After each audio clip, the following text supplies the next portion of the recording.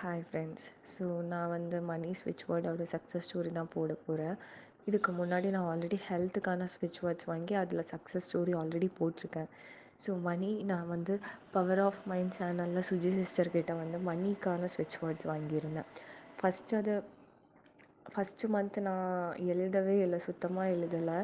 அதுக்கப்புறமா ஏன்னா எனக்கு அந்த டைமில் கொஞ்சம் பிஸியாக இருந்தேன். அதுக்கப்புறமா தான் நான் எழுத ஸ்டார்ட் பண்ணேன்னா நான் டெய்லி மார்னிங் அப்படி இல்லை, எனக்கு எப்போ டைம் இருக்கோ அந்த மாதிரி தான் நான் எழுதிட்டு இருந்தேன். ஆனால் நான் கம்ப்ளீட்டாக ரொம்ப நம்பி 100% பிலீஃபோடு தான் நான் அதை பண்ணினேன்.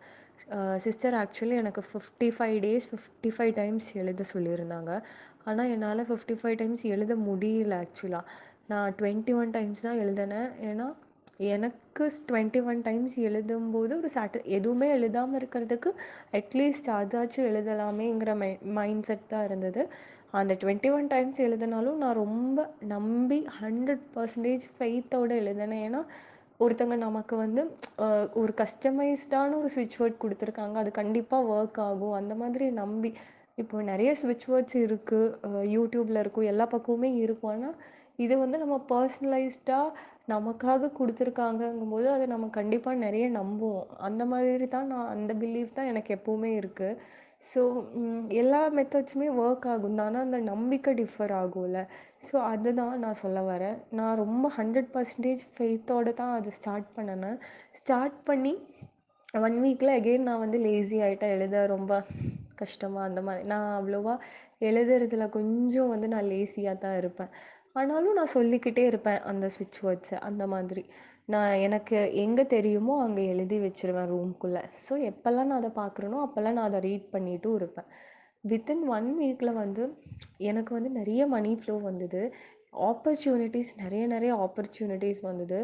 ஆல்சோ எனக்கு எங்கெல்லாம் மணி ஸ்டக்காக இருந்ததோ எல்லாமே வந்துருச்சு. எனக்கு உண்மையாகவுமே ஞாபகம் இல்லை இந்த மாதிரியெல்லாம் மணி எனக்கு இதெல்லாம் நான் இன்வெஸ்ட் பண்ணியிருக்கிறேன்னா அதெல்லாம் எனக்கு சுத்தமாக ஞாபகம் இல்லை.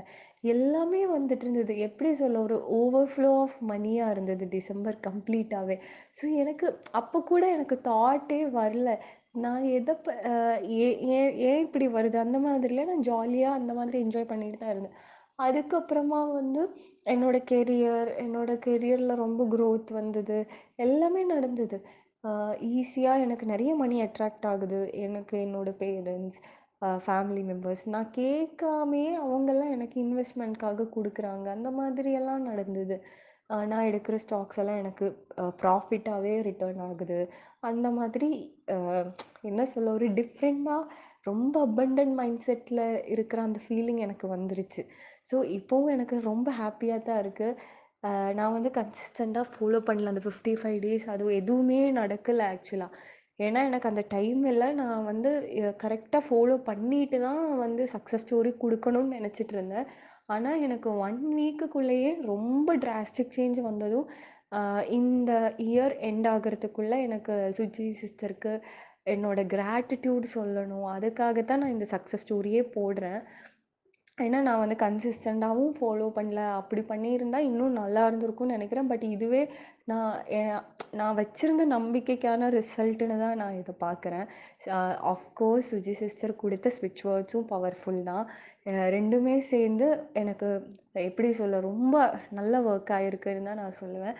ஸோ யாராக இருந்தாலும் நீங்கள் எந்த மெத்தட்ஸ் தான் வாங்கினாலும் ஃபாலோ பண்ணாலும் நீங்கள் கம்ப்ளீட்டாக அந்த ஃபெய்த் வச்சு பண்ணுங்கள். ஏன்னா நானும் நிறைய வீடியோஸ் யூடியூப்பில் பார்த்துருக்கேன் ஸ்விட்ச் வேர்ட்ஸ் எல்லாமே. ஆனால் நம்ம ஃப்ரீயாக ஏதாச்சும் கிடைக்கும்போது பவர்ஃபுல்லாக தான் இருக்கும். ஆனால் நம்ம மைண்ட் எப்படி ஒர்க் ஆகும்னா, அவங்க ஃப்ரீயாக போடுறனால அது அவ்வளோவா வேல்யூபிளாக நமக்கு தெரியாது. ஆனால் அது கண்டிப்பாக வேல்யூபிளாக தான் இருக்கும். பட் நம்ம மைண்ட் என்ன சொல்லுன்னா, நம்ம ஏதாச்சும் ஒன்று வாங்கினா தான் நமக்கு அது ஒர்க் ஆகும் அந்த மாதிரி சப்கான்ஷியஸில் சொல்லிகிட்டு இருக்கும். அந்த மாதிரி தான் எல்லாத்துக்குமே. ஸோ அதனால தான் நான் இப்போ நான் ஃப்ரீயாக ஒரு ஸ்விட்ச் வேர்ட் நான் யூடியூப்பில் பார்த்துருந்தா கூட எனக்கு தெரியாது, இவ்வளோ நான் ஃபாலோ பண்ணுவேன்னான்னு எனக்கு தெரியாது. பட் நமக்காக ஒருத்தங்க தராங்கங்கும்போது அது நான் 100% நம்புவேன். அது என்ன மெத்தட்ஸாக இருந்தாலும், யாராக இருந்தாலும், எதுவாக இருந்தாலும் அது 100%. ஏன்னா இந்த ஸ்விட்ச் வேர்ட் எப்படி சொல்ல, யூடியூப்பில் எங்கேயுமே இருக்காது. இது கொஞ்சம் டிஃப்ரெண்ட்டாக இருக்கும், கொஞ்சம் லெங்க்த்தியாக இருக்கும். பார்த்தாலே கொஞ்சம் என்ன இவ்வளோ இருக்கா? அந்த மாதிரி தான் ஃபீலிங் வரும். எனக்கு அப்படித்தான் வந்தது. ஆனா அதோட பவர் வந்து வேற தான். டிஃப்ரெண்ட் ரொம்ப ரொம்ப ரொம்ப பவர்ஃபுல் தான். ஸோ யாருக்கெல்லாம் வேணுமோ யூஸ் பண்றவங்க யூஸ் பண்ணிக்கோங்க. Thank you so much. Thank you so much Suji sister. Thank you, thank you, thank you universe.